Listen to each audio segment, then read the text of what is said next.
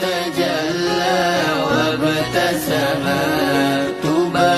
للعبد إذا اغتنما أرضى مولاه بما التزما